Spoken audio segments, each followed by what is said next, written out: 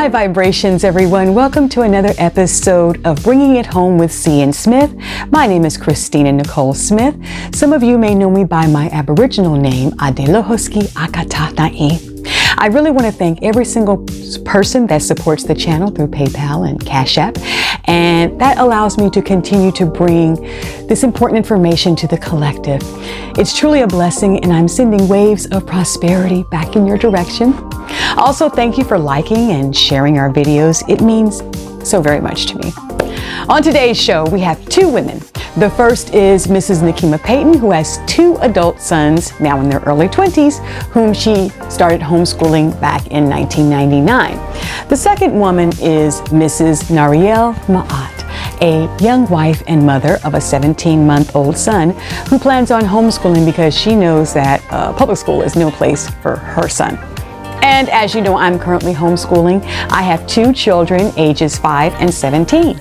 And I started homeschooling back in 2009. So my plan is to have a very candid conversation with these two women because I know that so many parents today have many questions about homeschooling. So I'm going to get the real deal for you.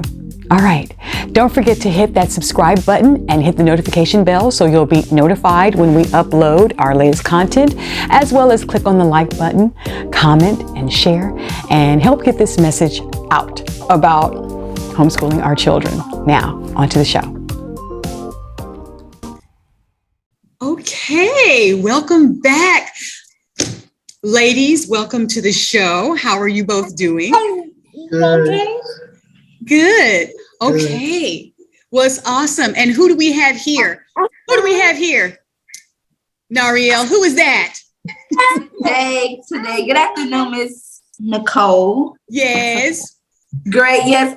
Today we have Nazir and his mother here. And Mama. Nazir will be attending class with us today. He's tied to the hip, but what I learned, not to speak too much, is according to his birth charts, he has an attachment issue for 7 years.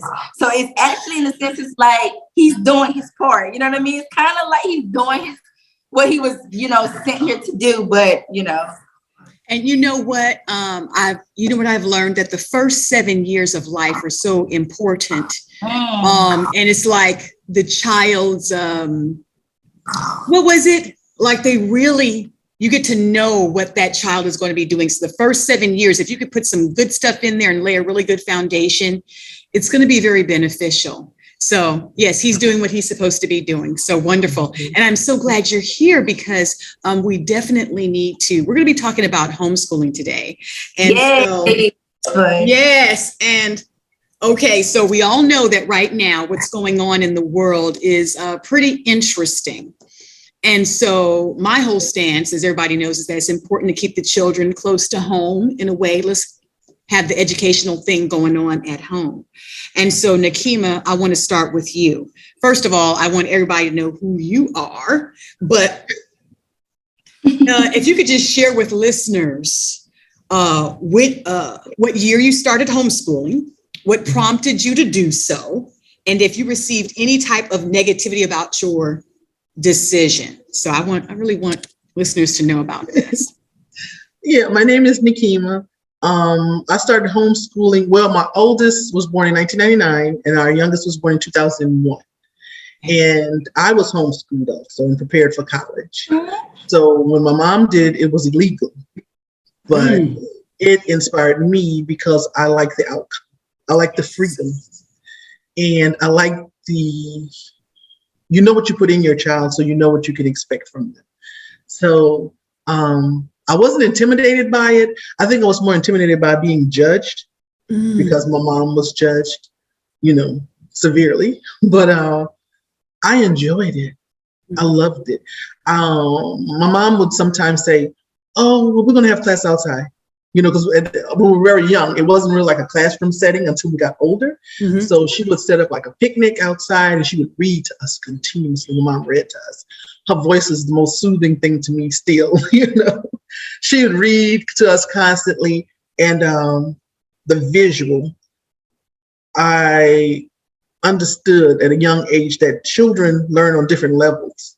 Yes. So it's not so much that you can just like do A, B, and C and expect the exact same outcome, because every child can see. You have 100 children see the same picture, you're going to get 100 different visions, you know. Yes. So when I decided to homeschool, it wasn't, a lot of people say, oh, you can't afford to put them in school. No, that wasn't the case. My husband was Catholic education. I just wanted to try it and go as far as I could, because my mom did, and I was like, everybody wants to be like their mom. So yes. I just like, I'm gonna do it. And then once I had my first son, I was like, I couldn't hand him over to anyone. I just couldn't do that. I just could not. I'm like, I know him. No one else knows him the way I do. It was the exact same feeling with my second son. We went everywhere. Visual education was everything. We stood up. I did just as my mom did with us. When we got up in the morning, we had to get completely dressed. We had backpack. we had everything. She had a classroom. She had an extra bedroom, was chalkboard classroom. So it was easy. I had the prototype. I had the blueprint. Yes. And then some days when we were busy, I still assigned things to them to do, because I'm like, I know where you are. Yeah. Right. I know you had time to complete this or to do, With my mom, it was, she believed in just reading. We had to do a book report every week and penmanship. So we would do a book report every week, and she was penmanship. I mean, oh my God, my mom was about penmanship. Learned Greek mythology, we never were really set on a grade level. She had those things, but she would look for our talents and pushed us more into those things. And we had such a sense of freedom. My sister is an occupational therapist. My brother is an electrician. I'm a mixed media artist. And my mom was okay with that. She never put like a label on us. You're going to be a doctor. You're going to be a lawyer. She just let us be free and find our own talents. So that's what I did with my sons. They've been so many places. I can't believe what state we were in, and we were at an exhibit at a museum, and they were the only children there.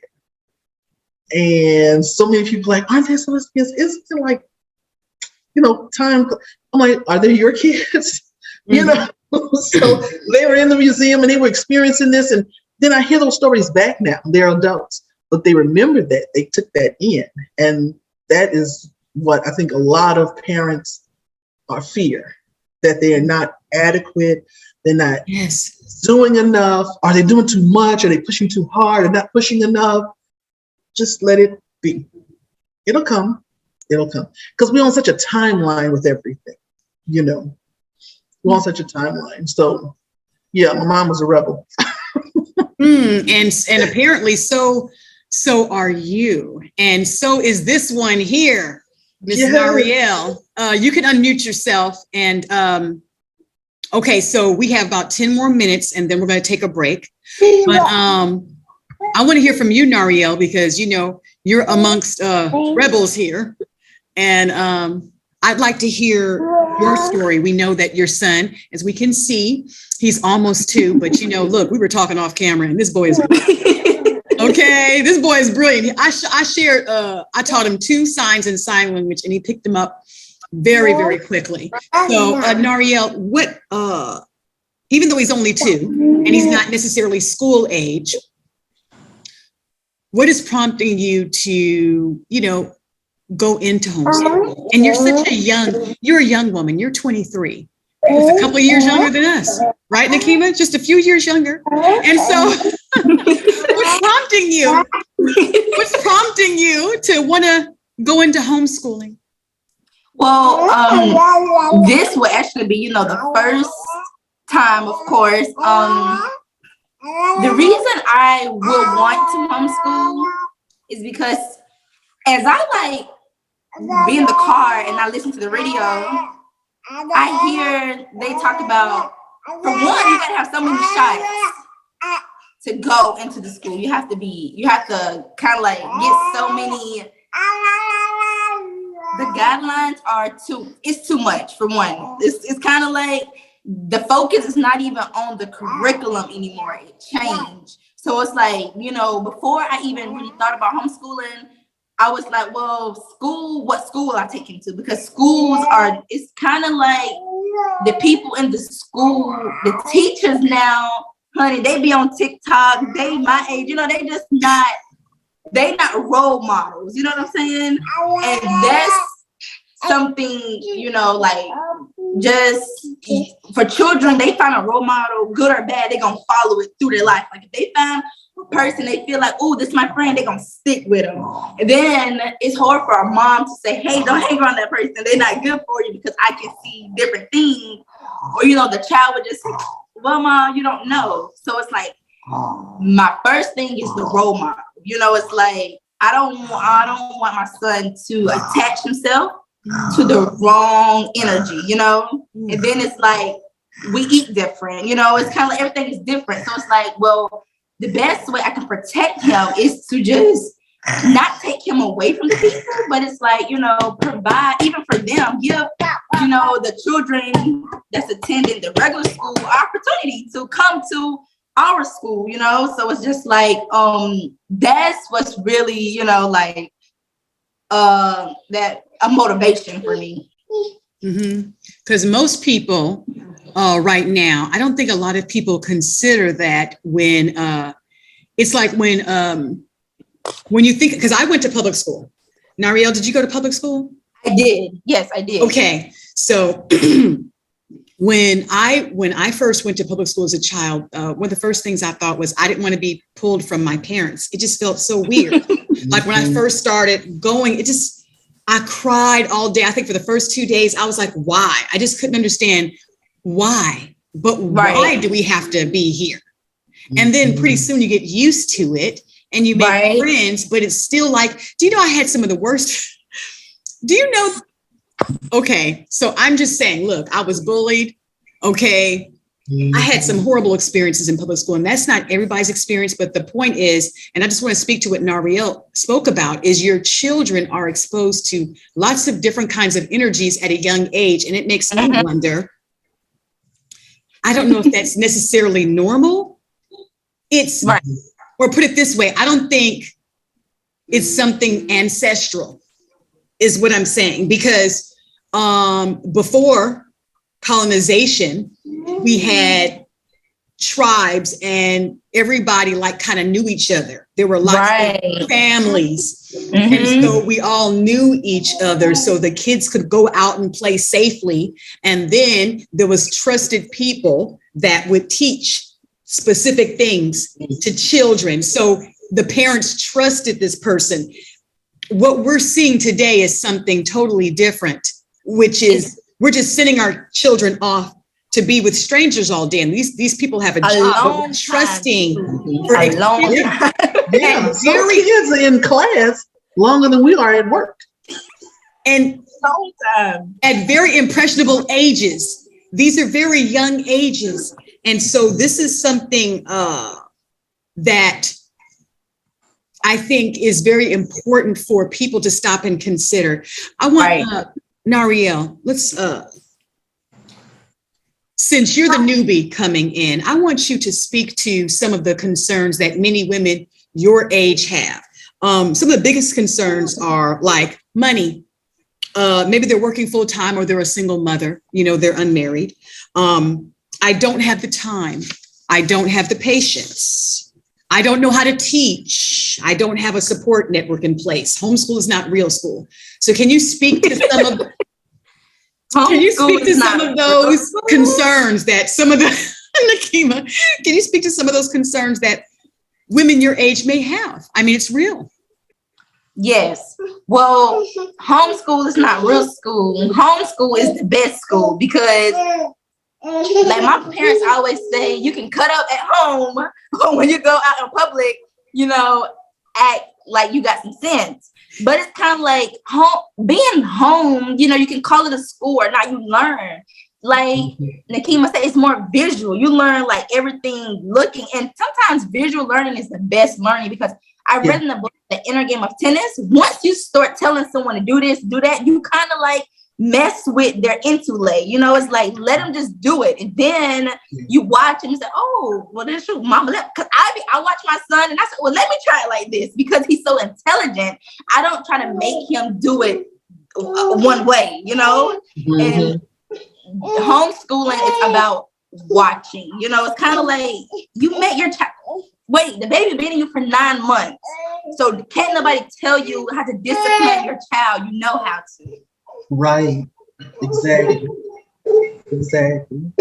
Okay, so look, Nariel, we're going to switch over to Nakima real quick. And Nakima, can you address some of those concerns that some of these women today have about some of those issues? So again, I don't know how to teach. I don't have a support network. Yeah, I think those it's kinds of things. fear.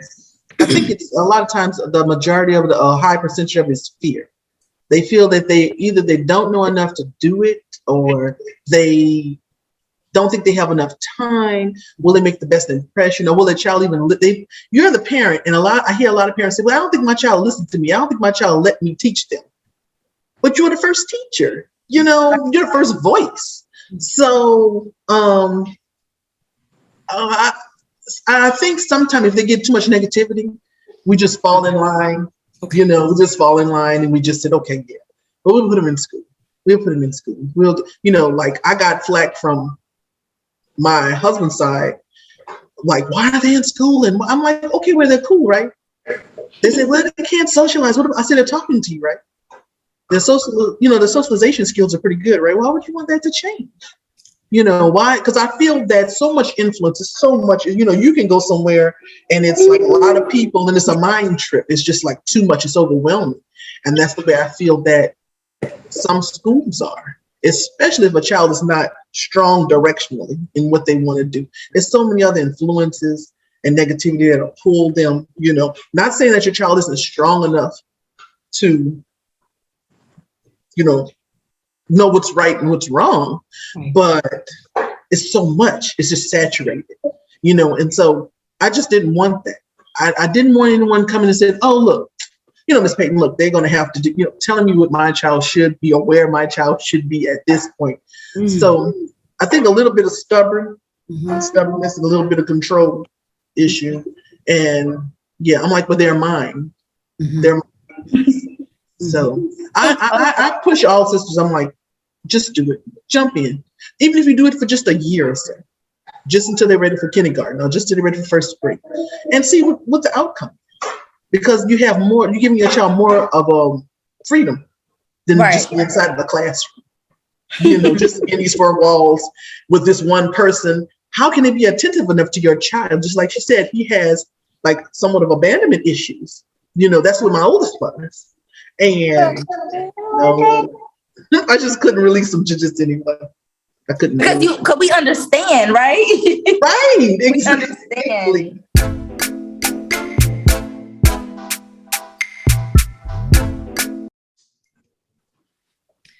So you know what, Nariel, that is correct. You know, I like what you said, how, you know, we really do know as the mothers of our children, we know and understand our own children. So I'm sure that a lot of mothers, if you're not homeschooling right now, maybe you've had an interaction with some of the teachers, the principals, and they've told you, okay, well, we need your child to be doing this. You need to do this with your child. Right. Or your child is this. And they put a label on your child. And so this is another reason why I think the system is set up, and I want you guys to just chime in on this too. But I feel like the system is set up, especially for those of us that went to public school.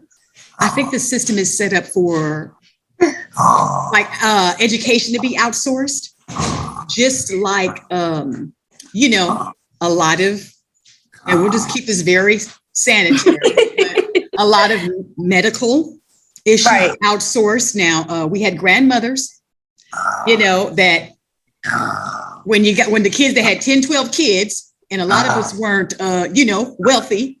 And so when the kid got sick, you went to grandma, you went to mom, and it was like, okay, look, let me get you this herb. Right. You know, go out there, run it off, get some sunlight, you know, go get a good laugh. I'll make you some chicken soup, little things like that. And then the kids were okay. But now everything is outsourced. Everything is outsourced to other people. So people don't, and it's become the norm when it used to not be. Let me just say one more thing, and then I want you guys to chime in on this. there are a lot of things that they're trying to incorporate as normal right now.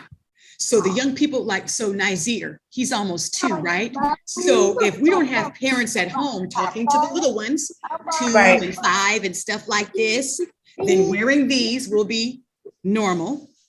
And it's not. Now, there's people are doing it right now, but the young ones will think It's not this is normal. Well, don't people just do that when we didn't grow up like that? And that's scary. And some of these other things like fluidity, and one thing can be the other, and 2 X's and an XY, oh no, you were assigned. You were assigned that now at birth. The doctor gave that to the doctor, put that on you. And it's like, well, now grandma and grandpa, it wasn't, they just figured out they had 10, 12 kids. Nobody was wondering. And there wasn't this long explanation about what this was and what this was. And so this is why I feel like if we don't have, let's just say, if you're okay with that, that's fine. Okay, I'm not saying anything about you, but look, I don't agree with that. And I'm just going to be honest. And I'm just saying, so if if you say, you know what, I don't want my children learning that. And then it's important for you to homeschool so the next generation won't be taught the socialized norms. Do you see what I'm saying? Some of the children will be caught into that. But can you guys speak to that some more? Yeah, it's a desensitizing method. Mm-hmm. And that's what I just, but I mean, like, if some people are cool with it, they're okay with it, that's fine. But just in the same fashion where someone who isn't, it should be accepted just as someone who feels it there. So that's just how I see it. My mom was like, she didn't, at that age, everyone was slow learners. Every Black child, African American child was a slow learner. So she's like, oh no, they're not going to label my child. They're not putting my child in school, public or private, because in certain private schools, you had to take on like a religious something, dean or something to be there or to be accepted into the school. So it just really, my son, he was 5, I think he was 4, about to make 5, my youngest. And I would ask them periodically, do y'all feel like you're missing out on something? Do you want more friends? Do you want to go? Do you want to try it out? Because we would go shopping for school clothes and, and supplies and everything. The same experience. If they're school friends, their circle was very small. Mm-hmm. But my youngest, he was like, Mama, school is a prison. Oh, that's 4. And I was like, why did you feel like that? He said, because once you go in, you can't come out. You can't just come and see me, Mama. You just can't come see how I'm doing. What if I'm having a bad day? He was like, so if I feel that if you just listen more to them, because they come here with everything that they need. So I think that we should always respect that a child knows what a child feels. And we can't say, oh, no, you don't feel like, you feel like this. That's not right. That's just not right. We just push past the negativity and do as we're doing and let it grow. I've never jumped out there like Sister Christina said, I'm gonna write a book, I'm gonna write a guide on you. People used to come to me and say, well, why did you do it? Why, do you like doing it? Is it hard? I'm like, there are times when it's not easy, but it would be even more difficult if something happened at a school shooting or something. I can't get to my child.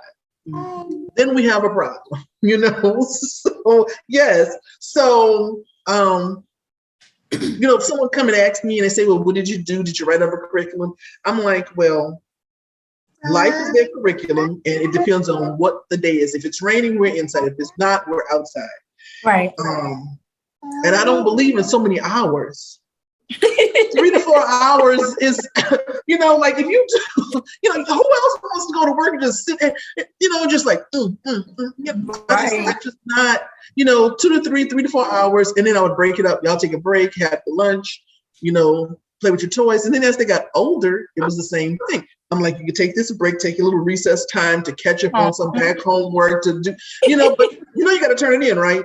So, but you also need support. Right. For your own, not for the child, because you're everything for that child. Yes. But you need some support. I don't care if it's husband, mother, father, wife. You need to hear, like, say, good job. I like what you're doing. You know, I like that you're pushing through. You're doing, because everyone makes it so hard. You know, and the child gets to be a child only one time, an adult for the rest of their life. That's true. Yeah. So I can't have anyone say, oh, look, you know, go here, do this. I'm not good at taking directions. So I'm going to tell like a 3-5-year-old, look, do this, do that, do this. And then they have a different face for every class, every subject that they, you know, Right. They can't bond with anyone. Right. They don't feel that sense of security, you know, or that this teacher knows me and she knows my name. You know, that's the first thing children, they're like, she knows me. She knows me, you know. It's the first thing that children really, really, you know, that's my teacher, you know, when you know you have a good teacher. So, yeah, I'm sorry to be rambling on. Y'all just took me all the way back. It was a long time ago. But you sound like a good teacher. I'm like, oh, I wish that was my teacher. You know, but I'm just like, you know, it's easier than it is difficult. You just have to find your rhythm. You just have to find your rhythm and find out, like one of my sons is left-handed and one is right-handed. And I had one family member say, oh, no, that's wrong. That's wrong. He came out left-handed. My father is left-handed. But I'm left-handed. You're left-handed. See, he's an artist. He's an amazing child. I'm not saying it because he's my son. But the oddity that I saw in teaching him, my oldest sat next to me on my right side, and I sat him in front of me because he did well watching me write it down in that direction than on the side of him. And so that's the way he writes. That's the way he, you know, records things directly in front. And then he it was just a different way. I had to, with both of them being so close and so close in birth, but they're completely opposites, completely different, you know, and you have to find your rhythm with each one. Each child is an individual. So can you imagine a teacher with 30 to 40 kids in one room? And this is like, oh yeah, you know, they're personally attending to each one of the, you know. You can't, not with one adult in the room. And as a matter of fact, I wanted to know from you, Nario, what are some of the, again, women your age, what are you finding? Are any of them even speaking about homeschool? Do you feel like you're one of the, like the Lone Ranger? I mean, what's going on? Are you charting a new path in your family? What's going on? I know that happened for me. Yes, and I would say that with full, like with the good attitude, you know, hopefully, you know, maybe no one don't know, like coming up in school, my mom used to always say, I'm going to homeschool you. And she used to say it all the time, but not because I was a bad child. I don't never know why my mom said it, but it's like, maybe she was planting the seed, you know what I mean? So now that I have a child, it's like, oh, homeschool, you know, because in school, I got beat up. Like, girls wanted to fight me. Like, it would be to the point, like, before I get on the bus, I'd be like, Mom, can you pray over me before I go to school? Because, like, I'm not a fighter, you know? Like, and I never knew really why, you know, but now I know it's like, maybe because it's just who I am, you know? It's kind of like, different energies just know like, oh, like she's different, you know what I mean? And like my son, when I think of my life, then I think of my son, he's different. I see that he's different. So it's like they're going to attack him just because he's different, and we know we're different. And it's like, if you know and you can stand in who you are, people is not gonna like you. But it's okay, you know, it's okay. And it's, you still have to get your education, and then like for me, I was a straight A student, but I used to race, like that's another thing. I don't want him trying to race in school, because I used to race like, oh, I'm gonna be on the dean's list. I'm gonna be the 8 because my color, you know. So it's like I can do it just because. So it's kind of like competition. But it was fun because school was boring, but it kind of made me excited. But then you don't want to make that like your everyday thought. I gotta do this to be better than them. I just want him to just bloom on his own without feeling like it's a competition, or they're gonna look down on him because he's the only black kid in the class, or any, you know. I don't want him to have to go any of that. Just live, like the sky is not even the limit, you know. Just live beyond. Right. That's right. And then like, you know, you feel like 8 hours is a long time to just be studying. You know, that's What are a some of long the other time. things? Like right now, what they're taking out is cursive writing, handwriting. Yeah. And so and that's just crazy because a lot of these older documents, like if you go back and do genealogy or census records or, the Constitution or some of these Civil War journals and things like that, people were writing in cursive, even if you had ancestors who were writing letters to each other. Okay. That's right. Everything was written in cursive back then. So they're not teaching these children how to write cursive now. But we know, such and such was, the 4-letter word, the 4-letter acronym. We know that. And that's going to help these kids get a job. I mean, it's okay, but how is that going to help these kids get a job or, feed their families? Yeah, like something that stuck out to me was I was telling my family, Nazir is the oldest, he got little more siblings, so that's really good cousins. But I was on the phone speaking to my sisters and my mother because they have children. I'm like, Nazir, Mom, we're gonna homeschool because I'm living life now. I got my own house, I'm living, and I see what it's like to live. But Mom, they didn't teach me how to garden in school. That should be a must. Just imagine my son learning to garden while he little, that's making money. That's really teaching you how to live versus in the classroom, doing other things. It's like you're wasting their time. I think, you know what I'm saying? You using their time and then it's kind of bad. Then some kids get bullied and then the teacher can tell me about my child. I don't want to have to go through that. Or then the mom have to listen between my mom, if you're going to take my side, you're going to be the teacher. It's kind of like pick and choose.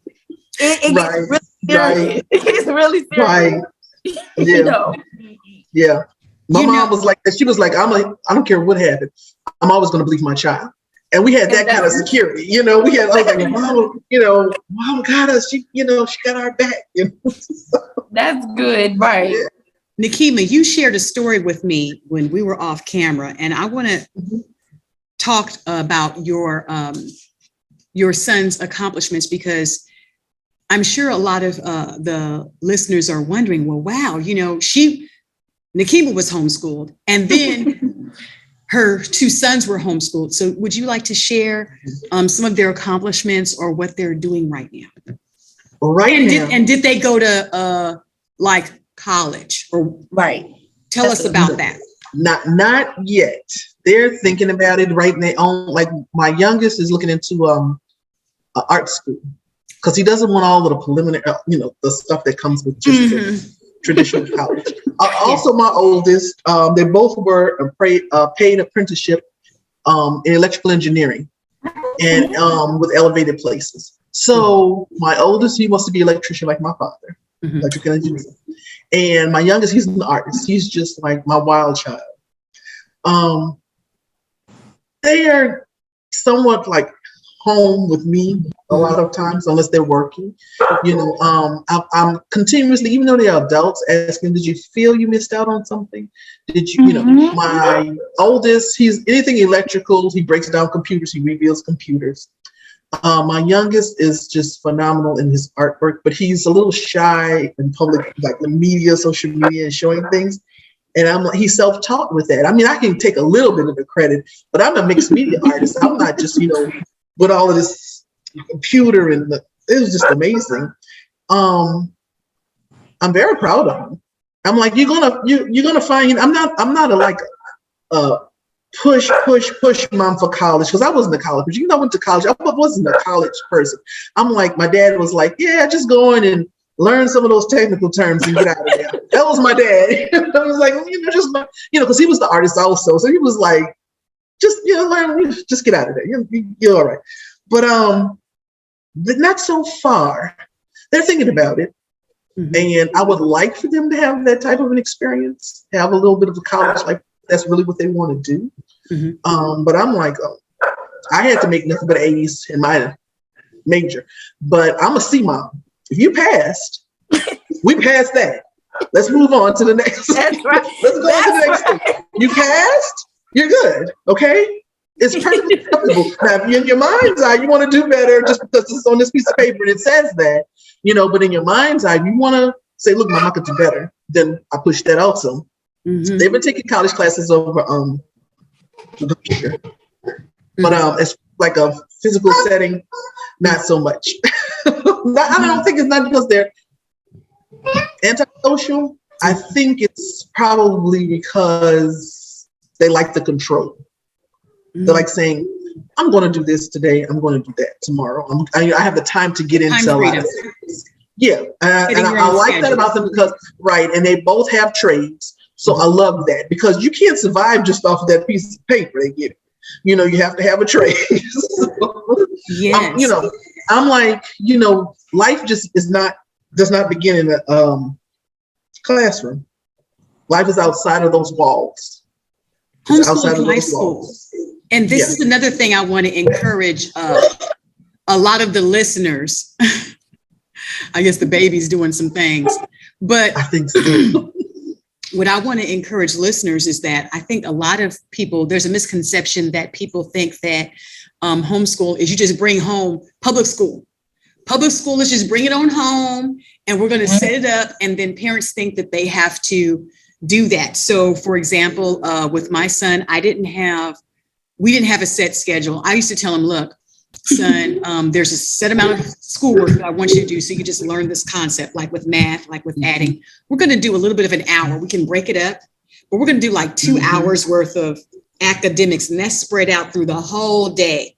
Everything else, we're gonna learn how to wash these dishes. We're gonna, you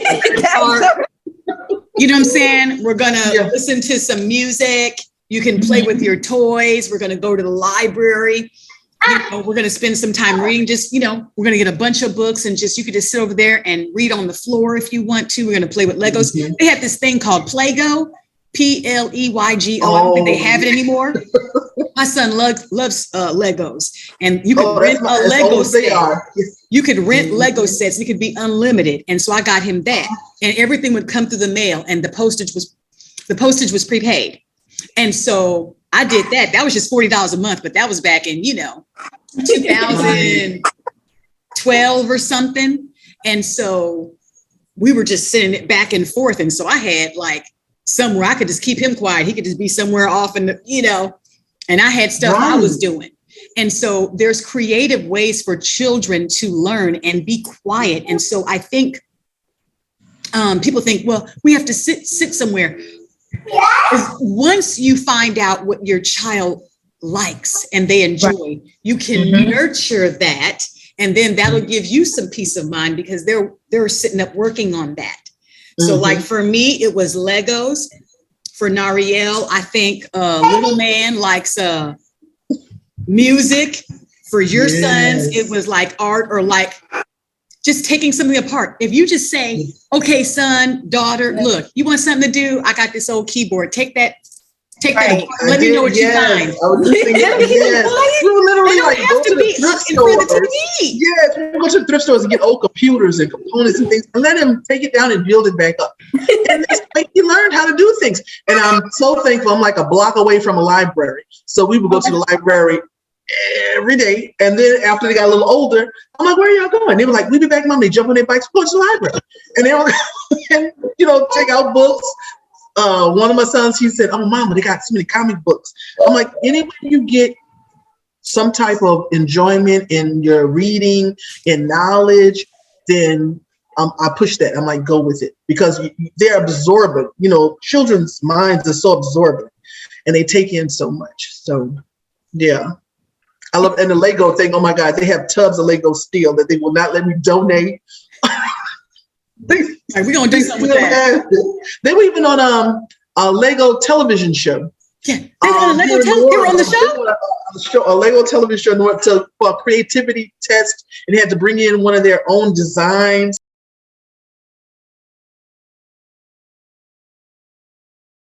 What's up, Lego Club members? It's Halloween, and to celebrate, the Lego Monster Fighters team went all the way down to New Orleans, Louisiana with the Lego Master Model Builders and a pile of Lego bricks to build a larger-than-life Lord Vampire. Well, the Lego Club TV crew knew that all of our awesome Lego fans would be down there to help build. So we went down and talked to the Lego Club members about their very own cool creations. Hi, I'm Silas and I'm 7. This is my cool creation. I'm Joey, I'm 13, and this is my cool creation. I'm Bahri Assad, 13 years old. And I'm Prophet Ali, 11 years old. And this is our cool creation. It is the sports utility vehicle, and we call it the Swamper, and has a spare tire, luggage rack, mostly for carrying skateboards and bikes, and emergency pulley, help out a fellow trucker, and extra lights for the dark, if you're in the dark. It's cool. We love it. See that, because look, we don't want potential parents who want to get into homeschooling to feel limited. I mean, really, you can go any direction. It's like your mind just opens up and you start getting all these ideas on, I'd like my child to do this. I'd like my child to do that. Let's try this. Do you want to learn this? Do you want to learn that? Like my son enters writing contests. They don't ask if your child is homeschooled. It's just like, look, we have a writing contest for children that are, this age to this age, and just sign them up. They can win prizes. So I think there's a lot of misconceptions about what children can and can't do. And I think people would be surprised. A lot of states don't have lots of regulations when it comes to homeschooling, and they really just kind of leave you alone. Plus, if you don't agree with, some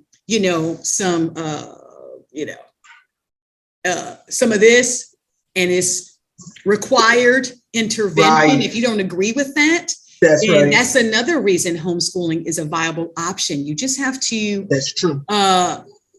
believe in your ability to just introduce subjects to your child. They want to learn, and you can do it. Now, I'm trying to see where Nariel is. I think, because I wanted to ask her a question, and I think, okay, she's got herself on mute here, and I think she had to do something with the baby. She said her husband was getting ready to come home and take the baby. Because you can take them to the planetarium. You can take them to the museum. Today could be an astrology day. You can make it so easy. Each day of the week could be a subject. And it's easy. It's much easier than my mom's time. So I know my mom's time made it easier for me. And as things are today, I think it'll be a lot easier if they make that choice. Because so much is available. What it was like for you being homeschooled. What was that like for you? And the years, if you don't mind sharing, what years that was, because you said your mom was like a rebel. So I'd like to know more about that. Well, I'm 51. So if you can imagine that, way back, it was good. It was because it had, my mom had my sister, my brother, and I. And later on, as we got to preteen, she also homeschooled her best friend's 3 daughters. And it was fun. Even though we had the room, once we got into that room with the chalkboard, and she had desks, because at that time you could go to different places you could purchase. She had school desks. I mean, it was a complete school setting. It was fun, and it was like 8 to 12, 4 hours a day. And the first thing was penmanship. We did an entire hour on penmanship. And the rest she would put up a subject, and she said, well, I expect this. And it was, to me, it was just what our life was. I couldn't compare it to like some of my friends, because I just thought everybody did it. And as I got older, I was like, oh, wait, your mom's not at home, So I enjoyed it. We had a lot of friends who say, I wish I was homeschooled, because a lot of talents got missed. Yeah. A lot of talents got missed because they weren't listened to. No one had the patience. And I think, my mom taught me to never say, not right now, later, to a child.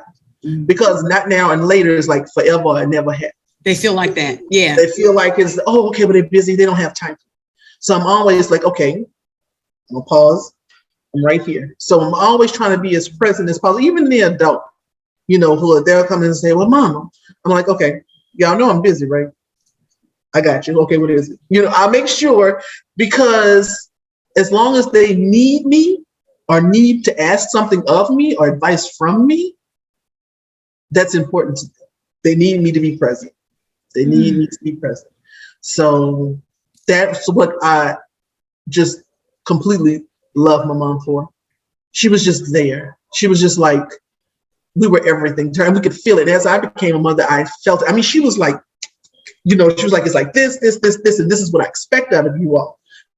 She didn't sugarcoat anything. She was like, just very direct. She said, because I had you, and this is what I expect. I know what I put in, and I know what I want to get out. So, but her being there, not one day when I'm like, oh, where's my mom? I need my mom. Never felt that.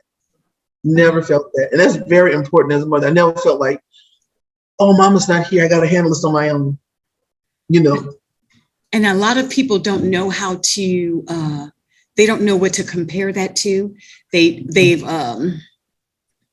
never had that experience. I didn't have that experience. Around the time I was coming up, women were expected to go to work. They were thinking, okay, the working woman now. That was big in the 70s, starting in the 70s. Women were, my mom wasn't taught to sew and some of these other homemaker things because, my grandmother was like, well, you're going to be a working woman, so we should probably get you prepared for that. So, and they stopped, they didn't want the mothers, they started pushing. So when women were having children in the hospitals, but you didn't do this, you had a midwife, they discouraged they immediately encouraged bottle feeding. So because, well, we have to go to work. We don't want the baby to get attached. I wasn't nursed. I nursed my babies. I was not nursed. Or my siblings were not nursed. I was a preemie, so I wasn't nursed either. I was a 6-month baby, so I wasn't nursed, but I nursed my sons. I nursed both my children. And it's a very bonding experience. So I think I think it's just about bringing the family back together. So I would say homeschool is related to that. It's almost like you're bringing the family back to something very organic and very natural. Strengthened.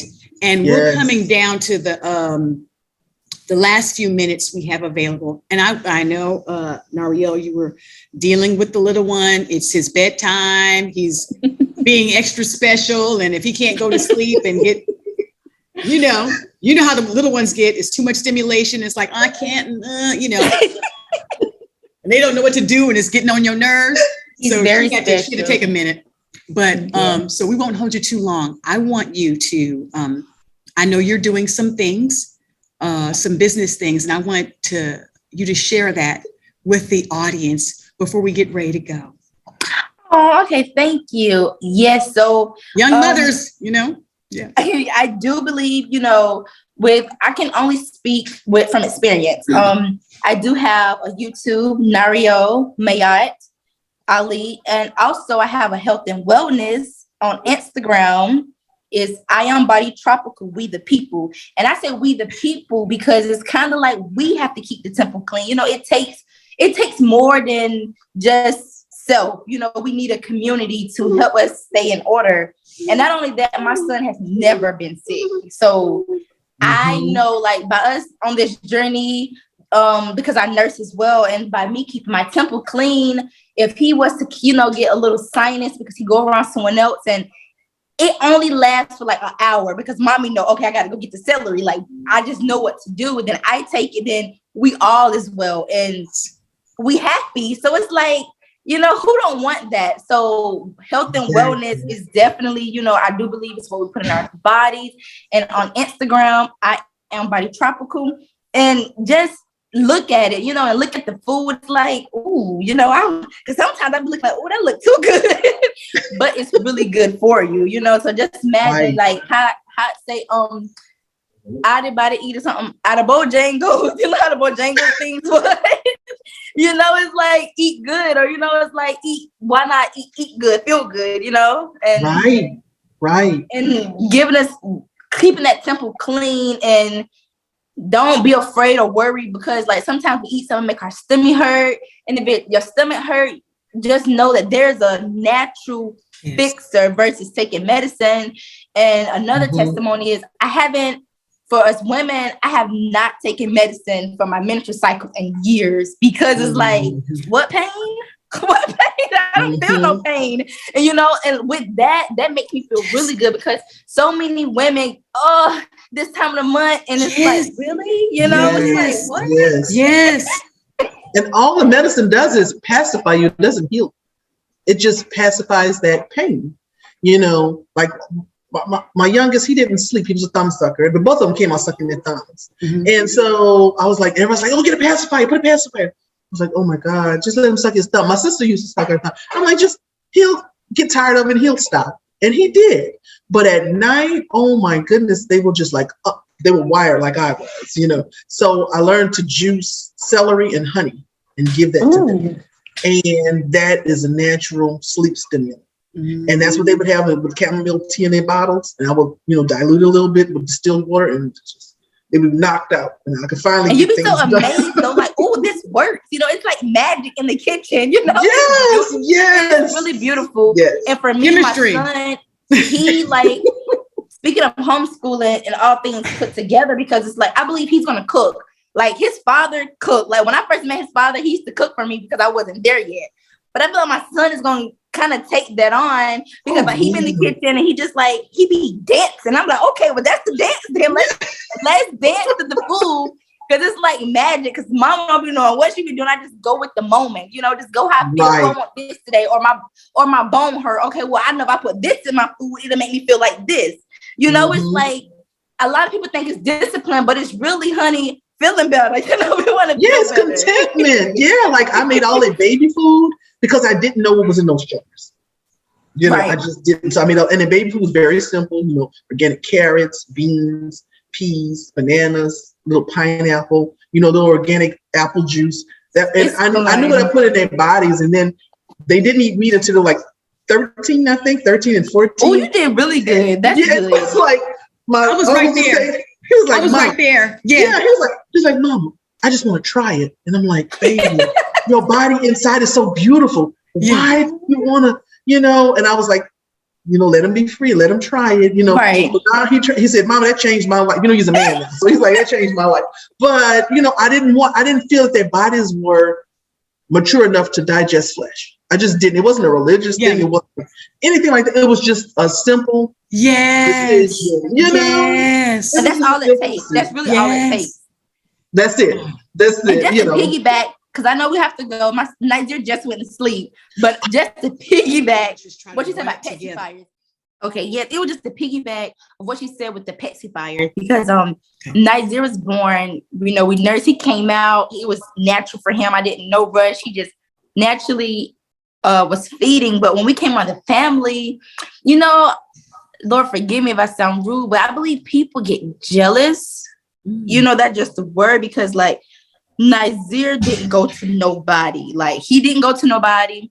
And then it was like they was getting like I had it rough. They was fussing at me because like but he was only like 5 days old. So it's like what we have to understand as people is he was in the womb for 9 months. All he know is mommy, So then it was like he didn't go to nobody because when a baby just like they want the breast. That's kind of it. When a newborn, they just breast for a while. But then it was like, just give them the pacifiers. And I literally cried. I remember crying to my honey, like, because I didn't want to be rude. It's my first child. And like they say, your first child, I done did this for years. But I never cared because, honey, I come to break generational curses. So it don't matter. You know what I mean?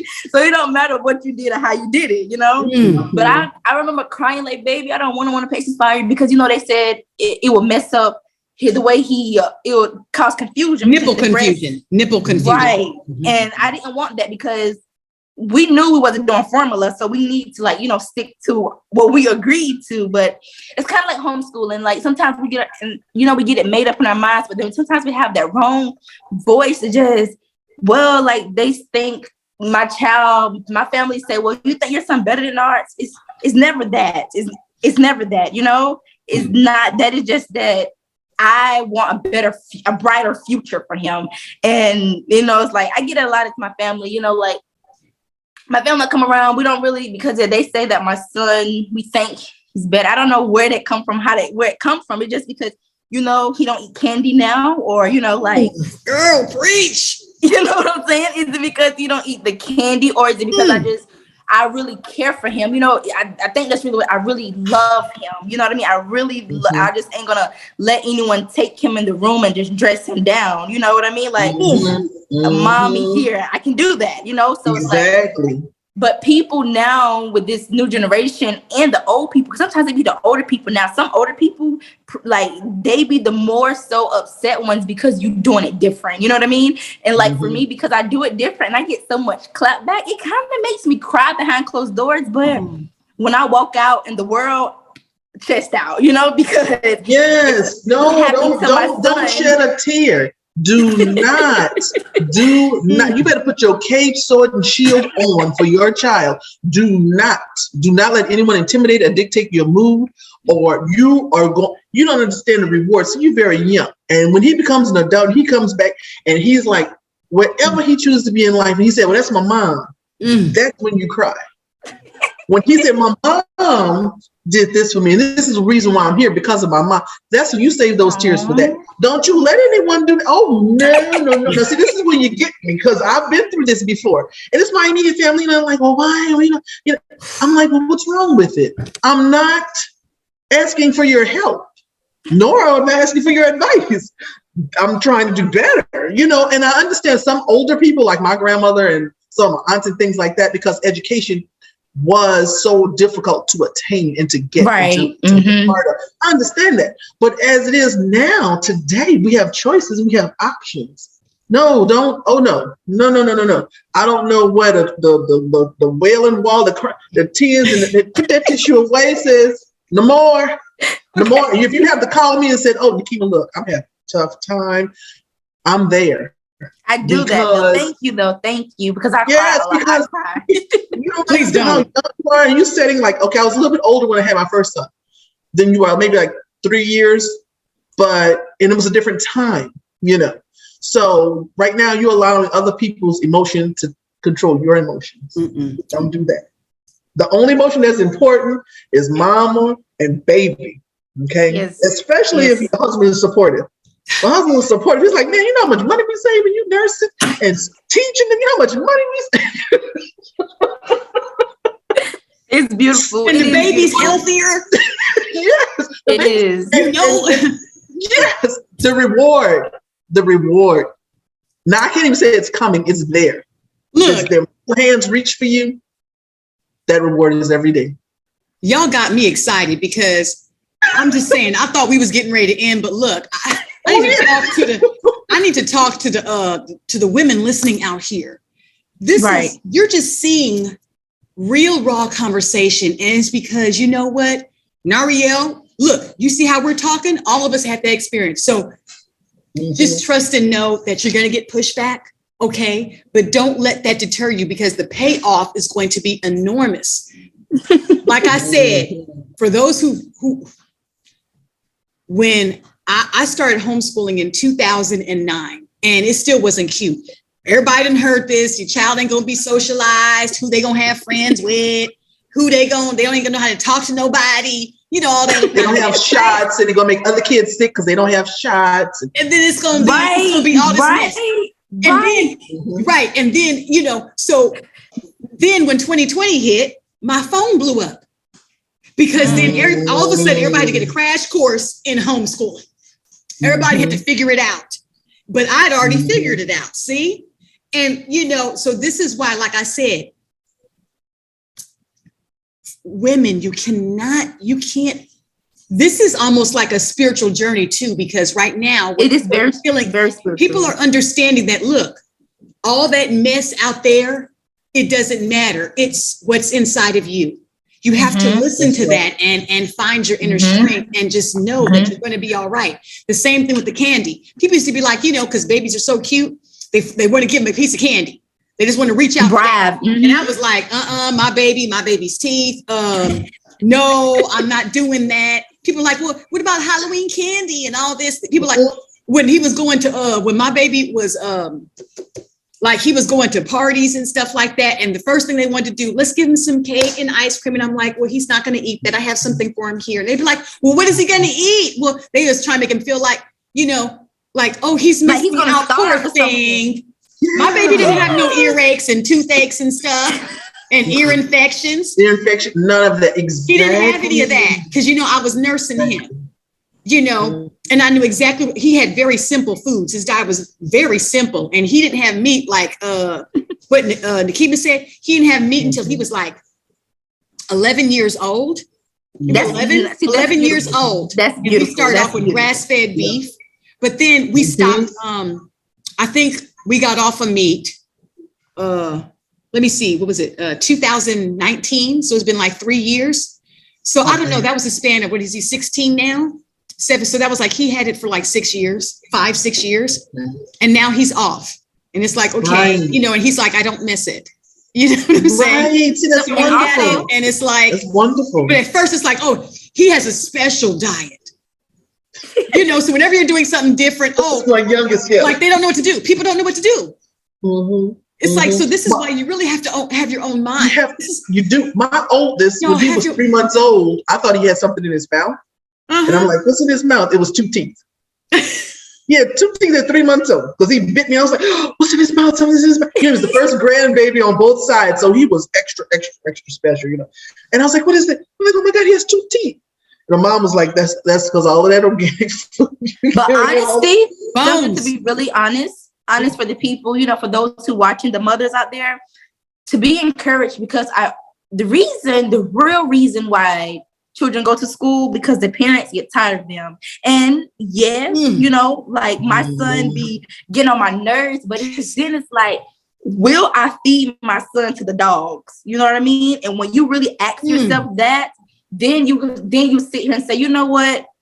Even if we're gonna watch 1, 2, 3 on YouTube, you know what I mean? Like as simple as that, before I just send him to basically a whole nother, it's kind of like you just closing it. I never was really sad when I went to school. I was happy. See, then again, it's like, it's really different where you come from, because I was happy because some children feel like they love that school, like away from parents, because their parents can't do, or, it can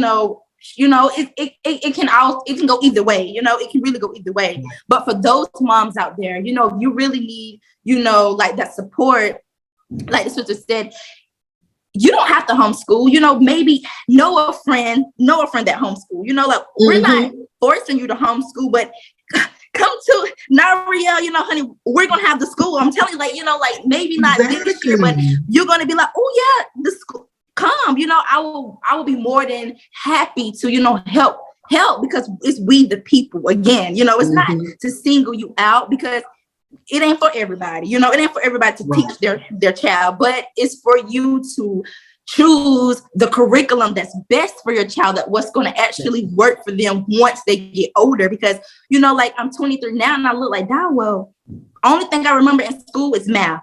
Because now that I use that on daily, but this science and they social studies, they teaching, like, then you found out it ain't really real, or it's not, it just so much. And then it's kind of like, am I confused, or would this happen? It makes you kind of scared, because like they teach you something else, then you got, it's really kind of, we really have to we have to. They don't have home ec. My mom said they used to teach you how to fill out a check. I like to see one of these young kids today know how to fill out a check. Good luck. What's that? What's the mortgage? What's that? What's taxes is like? Time on a regular clock. Just on an analog clock. What's that? Right. So, but they ain't ready for that. Cause them the kids that's gonna take, honey, they gonna take all the resources and run with it. Oh my goodness. Don't want that. Look, you know what? Look, we ain't. Look, you know what? I really hope that the listeners out here are they're just enjoying a very candid conversation from women. And it's like you guys are getting, you're like a fly on the wall. And it's okay into a conversation that's like among sisters. And we're just, communing and really enjoying each other's company. And you can really get a sense of what it's like to be in this experience. And we are all here to help. I know in every state, there's some type of, most states, most communities, they're like some type of homeschool co-op. You're not going to be alone. Just if you're willing to open up your mind, you will start seeing the resources that are available. Right. So just women, look, and dads too. I know there's some fathers out here that want to get started, and y'all can do it too. And we're here to help. As far as this show, that's why it's here. We're going to keep having people on like Nakima and Nariel, you know, and checking in and seeing how every day people are doing it. You don't have to be wealthy. I'm not wealthy. Right. Shoot, if I can get some of that Elon Musk dough, you know what I'm saying? Shoot. You know what I'm saying? You know? And so if we had that, we could change the world, but you know what? We can change the world one soul at a time. One soul at a time. By really being present in our children's lives and nurturing their purpose. It's in them. That little light that's inside of them. Nariel, look, take it. Go ahead, sister. Come on. She got something to say. Children are the future because they're the future. You know, it's like, who's going to take care of us? You know, like my son, like not to, toot his horn too much, but a beat. Like I left the gym this morning. I was so tired. I'm like, oh, my son started taking off my shoes. Like he's not even Baby, too much. What you know about taking care of me? Oh, they're tapped in. Laughing. He's tapped in. I was about to cry. He's tapped in. He's tapped in. These children that are born now, this is why you don't want to snuff out that light, because these children that are being born right now, they are so awesome. They are. And they are here to help raise the frequency on this planet. They're here to help humanity, and we have to give them the chance, because you know what? I didn't find my purpose until, let me see. Was I like 40 years old? You know what I'm saying? Like, why you gotta, let's help these children condense time frames. I mean, you know what I'm saying? Why we gonna wait till, they come out at 18 and be like, well, I sort of don't know. And I don't know what I want to do. And that's ridiculous. That's ridiculous. By then it's too late. And it's like, so, and then they'll be like, well, and then they'll spend all these years using their life force to help further somebody else's mission. That's right. And it might be to their own detriment or the detriment of the collective. You helping somebody else. And how many of us have unwittingly done that, where we're helping somebody else and they miss? And this is why some of these folks will remain nameless. This is why they're so wealthy, because the children have been working for them. For them. And so it's okay for a time, but we need to know our own stuff. Like, what do we need to do? Right. What do we want to do? Right. And so I just want y'all, look, come on. If you look into the science between 5 and 18 in the male and female, and you look into the science of the brain at that time, and some between 5 and the age of 21, it's amazing what they are absorbing, what they're taking in. And that is the exact length of time that they are institutionalized in school. And as they come out, they go in and come out another. I'm sorry. Right? But if you look into that science of the brain, because with males, they are still growing at 21. You know, girls, of course, mature quicker. 18, we got it. We understand. But if you look between 5 and 21 or 5 and 18, and that's school age, you got to enroll them in school. And, at 18, then they give them a decision that they can make on their own because you're an adult. So you can choose to go to college or not. But if they're in school between the ages of from 5 on to 21 or 25, just look into the science of the brain at that time and what it's doing at that time. Let's talk about socialized, right? Let's talk about socialization. Let me tell you something. When I was coming up, I think it was ninth grade, right? They started, they had hip hop, right? We had Queen Latifah talking about unity. UNITY stands for unity, and the people and Public Enemy and fight the power and stuff like that. Oh, and yeah. the youth was like galvanized, like, yeah, that's a positive message. You know what I'm saying? Right. Then it comes out with gangster rap. Now the women are, you know what, female dogs, and that B ain't nothing. And I said, and I turned that mess off. And then guess what else happened? The boys started sagging their pants. Now it's like normal. So do you see how stuff is introduced? It's introduced in the schools to the popular culture. And then now, look, all these years later, I'm 46. Now look at it. It's normal. But don't everybody wear their pants like that? Oh, and now it's not sagging. Now the boys now they wearing tight booties, tight booty jeans now. That's the new thing now, where now it's fitted, looking like some leotard. Okay, it's like, what is that? What is like, that? Or in my day, you couldn't get away with that. You get beat up. You know, I don't know what it is now. It's like it changes. I don't know what it is. It's like, but it's popular culture. Being ignorant is popular. It's like weakening. It's weakening though. It's really weakening. They don't see. It's very weakening. It's like, what is that? What's this mumble rap? What is that?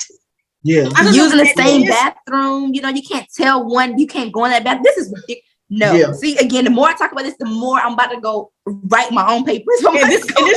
And the more we gonna keep talking, and this video gonna be 5 hours long.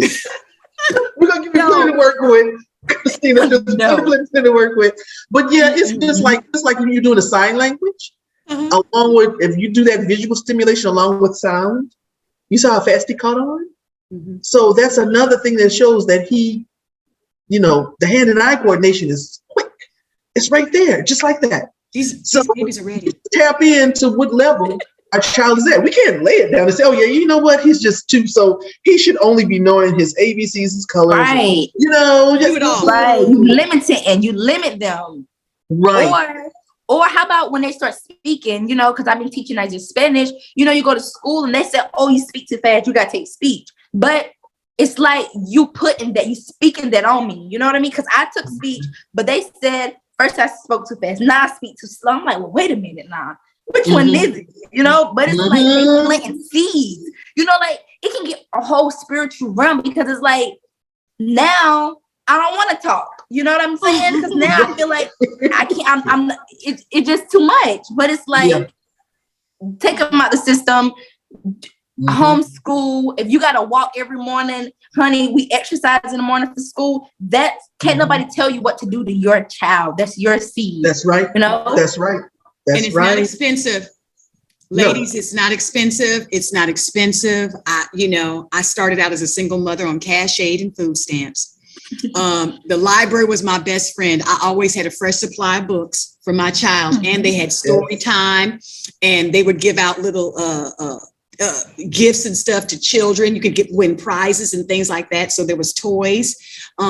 And so there's always ways if you're willing to be creative. At Home Depot, they have like this thing like once a month, once every Saturday, where you can go in and children can make crafts, and they put a little apron, and then they get like a pin, and they get a certificate. My son has a whole Home Depot apron. He's made a bird house. I love that. A little feeder, a bird feeder. Every Saturday. Like once a month, and it's free, and they give out everything. So I'm saying that's beautiful. If you look, there's always free resources for the children. Like even they used to have this little place called the Gymboree, and you can sign up your kid for like to try out to see if you would like the classes. I was like, I didn't have the money to pay like $100 a month. Okay. But I was like, oh, we'll just try out the class. Right. Yeah. Not like, because I knew I wasn't going to be signing up. But you could get 2 free classes. They had like 3 different classes, and I tried each one. Okay. And my baby was there and able to play with these other kids, and they could go for an hour and they could play, and they had like little music classes and stuff. So see, I love that. You just have to be creative, so you don't have to have the money. If you just say, don't limit yourself. Just be open. How can I retrain your brain to say, nah, I can't, instead of say, just like, how can I do blank? How can I? Just ask yourself. And then you open yourself up to receiving the answer from the ether. the Yeah. ether, a higher Right. source. Yes. How Open can yourself I? up. They got too many parents. Some new shoes drop. They can find the money to get those new shoes. You can find a way to teach your child. Okay, you can find a way to teach your child. They have my mom, but she's recently passed. But if you Google Adela the storyteller, she went to Dillard University with my mom, and she would do storytelling. She did theatrical, movie, things like that. But she was one of my mom's best friends. And when I had my son, she would go certain places in the park, and she would just read, and she'd do theater. And it was just like a little free, something to go to. So I was like, wow, I didn't have the patience because I had my own too. No, like it'd be wonderful if like once a week someone would donate their time just to tell a story or to read 2 books to kids and just everybody meet in the park. And then you had like a reading circle that you just read, that you're not necessarily they had to read, but just there to listen, to be attentive, and to socialize with other like-minded parents. Right. And it's so easy. It's so easy to get a collective like that. It is so easy. You just gave me an idea. Oh, good. Okay. Yeah, you're amazing. You're amazing. Oh, You should, thank you. like I was wondering, like in my head, like if you had the opportunity to like teach a course, right? So let's say we get a homeschool online. Would you like teach a course? Like you really like I don't lose my attention span when I speak to you, and that's really good. Oh, because that's really good. That's really good. Yeah, I just like if someone asks me for not so much advice, though, just what did you do? I always tell them it's just like a hairstyle that you take into your stylist. It might have worked for that person, but it might not work for you. But I can just tell you, I can just guide you. This is what I did, but there's so many options now. There's just so many options. So like we stayed at the lake, we stayed at the river, we stayed at the library, city park, the planetarium, free day, the museum, because sometimes mama just didn't want to sit there and say, okay, let's do this today. Let's do that today for 4 hours, or 3 hours, or 2 hours. So Say it again. What did she say? Nariel, what did she say? What did I say? Something about words. Actions speak louder than words. Yes. Exactly. Show me. Exactly. So there's always a way. And it's always like if you wrote out a menu for your family, you can write out a schedule, not so much of a curriculum, but a schedule. Like, where every Tuesday we go here. Or every, Friday we just do this for maybe 30 minutes or 20 minutes, whatever your time will allow, because you don't want to get overwhelmed and you don't want to. Right. I like this. I'm definitely going to take some advice. Because we go see horses. Nazir's not afraid of horses, and like I'm like, wait a minute, son. He'll go rub the horse, and then the horses are very attuned to babies. The horse, got a long neck, they'll bend down. I'm like, look at my son, I'm looking back. But then they say because I'm not afraid that he's naturally not afraid. But it's like, just that showed me when the mama I gotta venture then, because if he's following me, yes, he's watching you continuously. Yes. Just like you took your shoes off, you may unconsciously be the first thing you take off as soon as you get home. So he's like, okay, I know mom take her shoes off, so let me help her. And that teaches us, to continue to go higher. Like sometimes I think homeschool is about going like big and beyond. Like just do something, honey. Go count the rocks and let's see how many beautiful rocks we can find. It's not hard. It's like leaves. The fall is coming. Let's get the colorful leaves and then let's do arts and crafts. Like that simple. Especially at younger ages. Because then once when children get older, then they're able to speak clearly, and then you can really see. Okay, well, I know how you speak. I can tell we need to read more of these books, or we need to do more of this because now I can hear you. Now I can express himself. Right. There we go. Right. Yeah. I just wish you so much success. I think it's a beautiful thing. And at your age, because we're all different ages, we're in different places, but we have so many similarities because of what our dream and our vision is. It's amazing. We have so many similarities just because this is what we want to do. Right. So breaking generations. I just wish you so much success. You're excellent. You are absolutely wonderful. You're going to be so successful. Look. Y'all look. Don't y'all? Doing today. I just love Nariel's enthusiasm and her energy, all this youthful energy. Remember that? Oh, I remember that. Oh my God. I'm gonna take over the world. That was before kids. Yeah, BC. I was 26, so at 23, yeah, that was, woo, yeah, that BC, was, before children. Before children, okay? That was me. At that time, I was like, about to enter college. I was working 3 jobs. I was like a bouncy ball. I was here. So, yeah. So that energy. You're beautiful as well. Very beautiful. Oh, thank you. I think you're very beautiful. I feel your spirit. I think you're a very beautiful sister. And I wish you so much success. But I hear it. You want to put so much into him so quickly because you want him to know everything. You want him to be limitless. You want him to be limitless, and you're gonna find your rhythm. Because you're determined. So you're gonna be. It's the only way. It's like the only way. And with that, I know like. I sometimes like failure is not an option. It's kind of like it's not. No such thing as failure. It's just it's just learning curve. That's a learning curve. Learning curve. I like that. Learning curve. Yes. That's exactly right. Okay, Nariel, look. I know the people have just fallen in love with you. So can we just get your social media links again so they can follow you, or just look into what you're doing? Yes. So Facebook, Nariel. Mayat. How do you spell that? Maat, Mrs. Mayat. And also with that, for women that's out there, Mayat is a whole bunch of like list of laws, the 42 laws is very beautiful. So, for the women that's watching, Mayat is really beautiful just to go read them and just look at them and kind of just, like we want to breathe them in so that, once we breathe in, it will come out. And also Instagram, I Am Body Tropical. We the people, that's the health and wellness, because you eat good, you feel good, and then you can be able to do more and stay energetic with your children because, honey, they are very energetic, And they can be draining. You're like, it took everything. It took very. Ooh, you'd be like, wait a minute, did I lose weight today? Shoot, I ain't losing it fast enough. But anyhow. Oh, yeah, mine are grown. That's my excuse. If only, huh? It was beautiful. It was a pleasure being a part of this conversation. It was really like when you messaged me, I was in the bed. I'm like, whoa, this is an opportunity. Like it was, but then it was like, wait a minute. My honey I told my babe, and I was like, babe, I don't know. It was like, you're just scared. I know.